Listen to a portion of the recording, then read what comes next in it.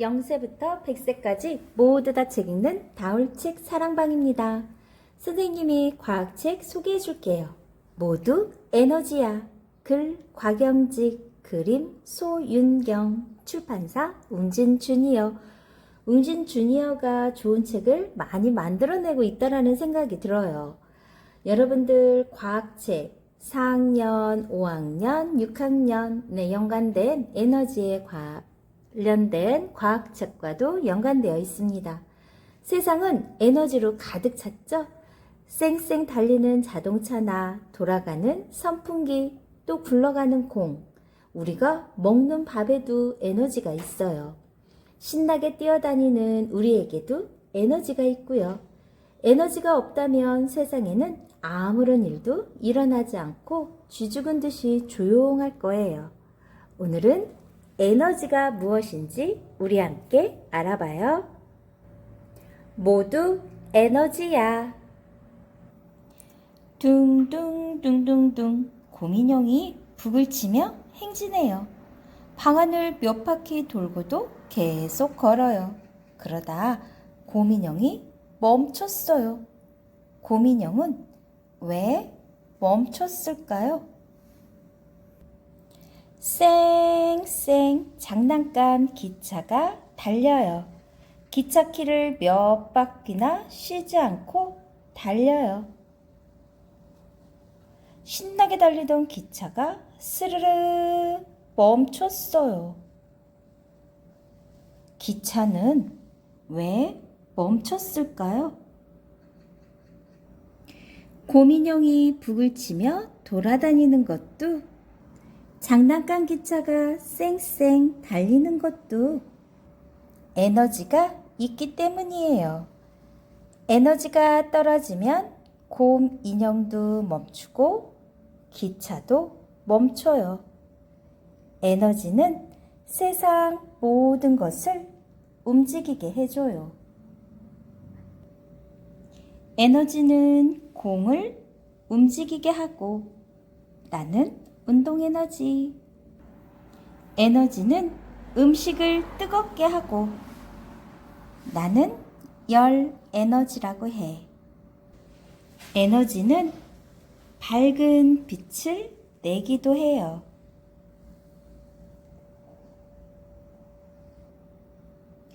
공이 어떻게 했나요? 높은 곳에서 낮은 곳으로 떨어지면 위치 에너지. 높은 곳에 있는 물체도 에너지를 가지고 있어요. 더 높은 곳에 있으면 더 많은 에너지를 가지게 되죠.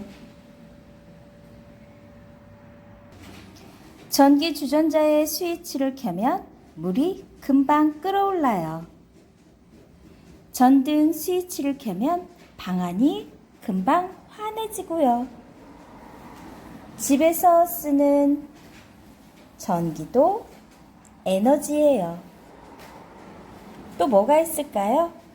냉장고도 있고, 밥솥도 있고, 믹서기도 있고, 이러한 것들이 전기 에너지를 이용해서 쓰는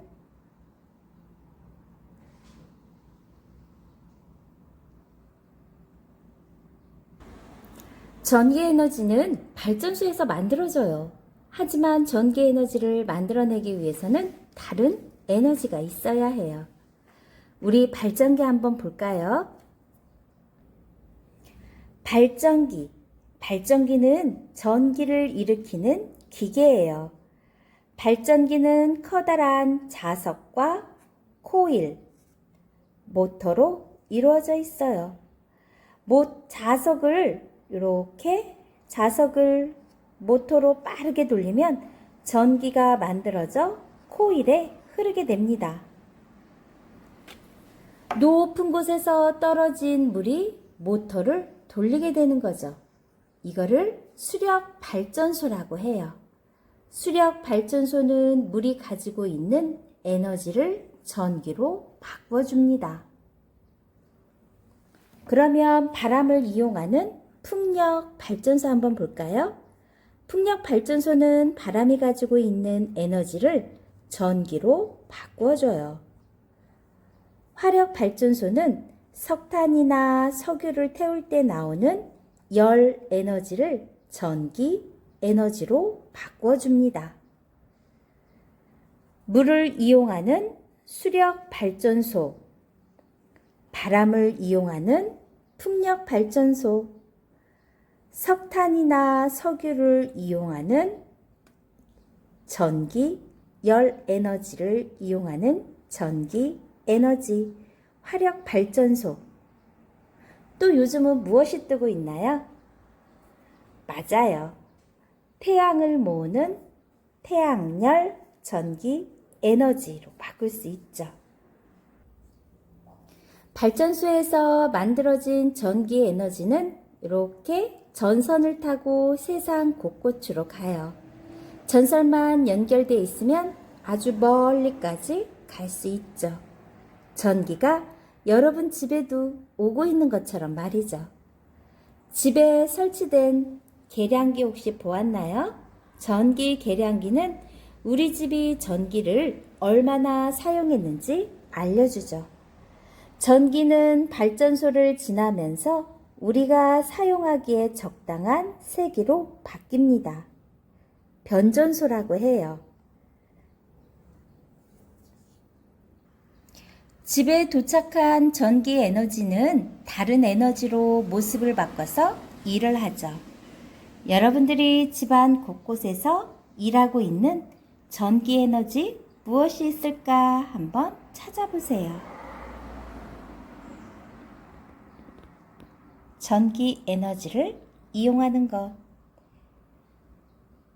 일상생활에서 전기가 얼마만큼 소중한지 여러분도 생각해보는 시간이 되었으면 좋겠어요. 사람도 살아가기 위해서는 에너지가 필요해요. 운동을 열심히 하고 나면 배가 고프죠?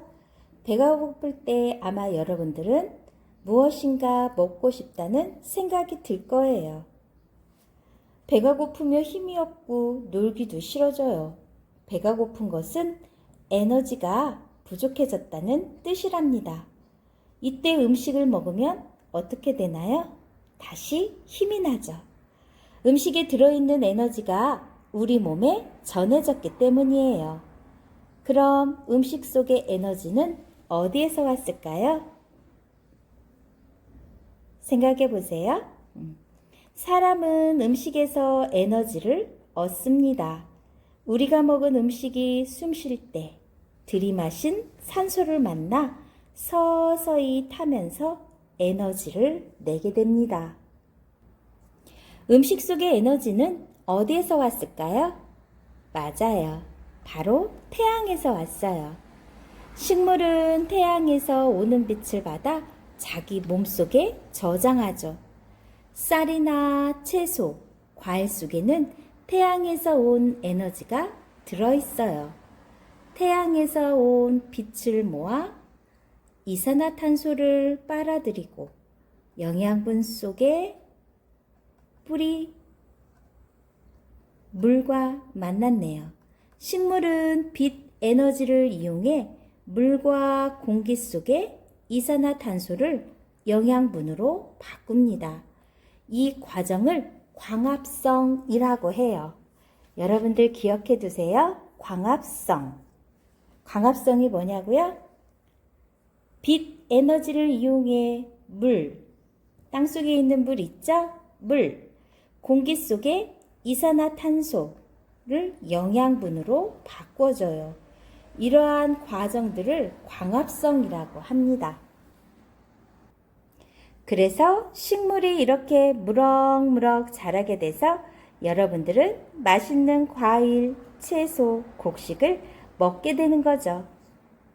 태양이 없으면 어떻게 될까요? 맞아요. 우리가 먹는 음식도 제대로 생산해내지 못할 거예요. 음식에서 얻은 에너지는 우리 몸속으로 몸을 따뜻하게 하는 열 에너지로도 바뀌고 몸을 움직이는 운동 에너지로도 바뀌어요. 에너지는 모습만 바뀔 뿐 사라지지 않죠. 자, 다시 한번 볼게요.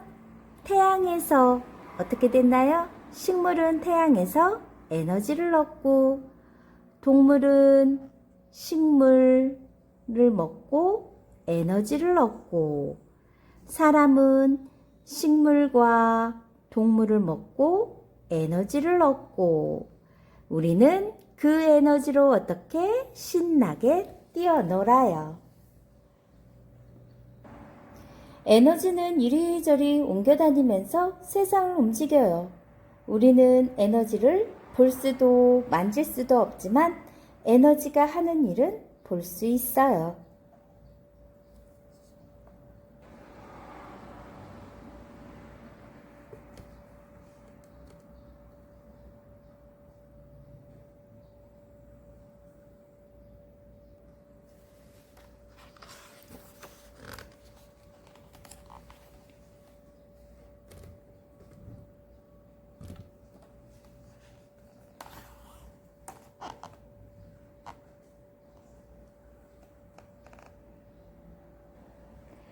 그것을 아는 사람은 아무도 없어요.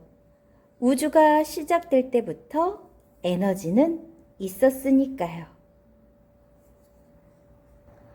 자, 지금부터 여러분 독서록이나 메모장, 필기도구 준비해 주세요. 우리 에너지에 대해서 조금 더 공부해 봐요. 에너지원을 찾아라. 전기 에너지는 우리 생활을 편리하게 해주죠. 하지만 사람들이 전기를 많이 사용하게 되면서 전기를 만들 수 있는 에너지원이 부족하게 되었어요. 안전하고 깨끗하며 얼마든지 사용할 수 있는 에너지원을 찾아낸다면 에너지에 대해 걱정하지 않고 편안하게 살 수 있죠. 그래서 사람들이 생각해낸 게 무엇이나 우리 한번 볼까요? 첫 번째, 요건 원자력이에요. 원자력은 모든 물질을 쪼개고 쪼개면 원자력이라는 작은 알갱이가 나온대요. 원자는 아주 작지만 많은 에너지가 들어있어요. 원자에 들어있는 에너지를 꺼내 쓰는 것은 원자력 에너지입니다. 우리가 사용하는 전기 중에 많은 부분은 원자력 에너지로 만드는 것이에요. 하지만 에너지를 만들어내면서 여러 가지 건강에 나쁜 물질을 내놓는 것은 나쁜 점이죠.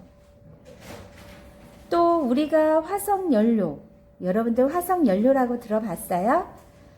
화석연료는 아주 오래전 동물이나 식물이 땅속에 묻혀 만들어진 석유나 석탄, 천연가스 같은 것들인데요.